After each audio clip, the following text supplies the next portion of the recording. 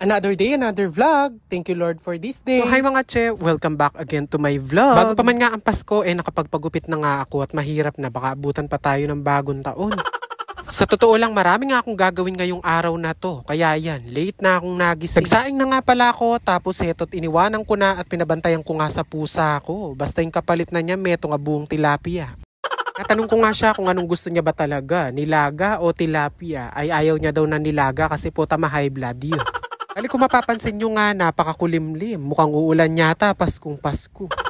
Kung sa bagay, hindi naman to yung first time na may ulan kapag Pasko. At dahil nga magpapasko, gumawa ng konting suman si Mother. At habang ang wala pa siya, tinakal ko na nga itong gagamitin na malagkit para nga ako mabanlawan na rin. Alam nyo ba na napakasarap din talaga ng suman? Yun nga lang, matrabaho siya. Pagkatapos ko nga mabanlawan ng malagkit, pinatiktik ko na nga, tapos dumating na nga si Mother, may dala nga siyang karne. Nalulutuin nga namin mamaya. Agad-agad ko na nga din palang binanlawan yung karne, tapos eto, pakukuluan ko na siya. Pakukuluan at palalambutin ko na nga muna to dito sa may kasirola. Tapos mamayang gabi na lang ito titimplahin. Di pa nga kami nag-aalmusal ng mga oras na to, kaya naman magpiprito na nga muna ako ng itlog na may sibuyas. Bali, ginilid ko na nga lang muna tong itlog dito sa may kawali para nga matiktik ng konti yung mantika. Bali, nag-almusal na nga pala yung iba kong kasama dito sa bahay. Meron pa nga silang tilang arelleno, kaya naman uulamin ko na din. At habang naguhugas ako ng kasangkapang kanina, hindi ko napansin yung kutsilyo. Kaya naman, ayan, nahiwa pa'y daliri ko.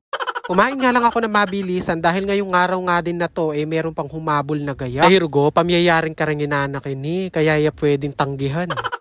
At habang nga nagpapahinga ako, pumunta na nga ako dito sa ilalim ng mangga. Nakita ko nga si Mother naghahalo na nga ng suman. Ay Rugo, hindi ko na sila matutulungan kasi nga nasugat yung kamay ko. Kaya naman pupunta na lang ako doon sa gagayakan ko. So fast forward, pagkatapos ko nga maligo, pumunta na nga ako agad dito. Kasama ko nga si Ivan at magagayak na nga kami ng backdrop. Na nga din pala si Ivan sa pagpapalobo. Tapos syempre tinulungan ko na nga din para nga mapabilis at makulimlim na nga yung panahon. At bago pa man nga kami magsimulang magpalobo, una nga namin tinayo yung mga backdrop at kinuberan na nga ng mga tela. Sa totoo lang, napakahirap kasi maglagay ng tela lalo na kung basa nga yung lupa. Ay Rugo po, tabalada rin magpaukasyon. Paman magumpisa, buburak no rin tela. Nung medyo marami na nga yung napalobo namin, nag-start na din kami mag-twist dito sa may gilid ng backdrop. Ay Rugo, may pagal kaming kakapulay kasi susulapo la rin lobo. Anong kasakit tagalan, lilipat lang kabilang bakod.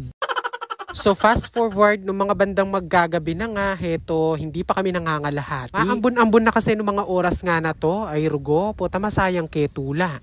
Napaka-generous nga nung mga nagpapagayak na to. Biruin mo, kakatapos lang namin magmerienda, pinaglabas na kami ng snacks. Ngayon naman, pinaglabas pa kami ng cup noodles. Bali mga bandang alas 9 na nga na matapos kami sa paggagayak at tinabutan na nga kami ng ulan at heto na nga yung final set. Car teams nga pala to, kaya naman kung mapapansin nyo, may mga cars. Charis. Hindi na nga ako nakatulong sa pagluluto sa bahay kaya naman pagdating ko, luto na nga itong kare-kare. Pati nga itong nilaga, ininit ko na para nga makakain nga ako kahit kakakain ko lang dun sa birthday. Sakto nga pagka-uwi namin sa bahay, bumuhos nga yung ulan kaya naman napakrave tuloy ako na mainit na sabaw. Ay Rugo, may-crave kay mapaling sabo, may nga nering nasi. Anyway, bali yun lang naman ang ganap ko ngayong bago magpas. Kaya naman if you enjoy watching this video, don't forget to like, follow, and share. Babu!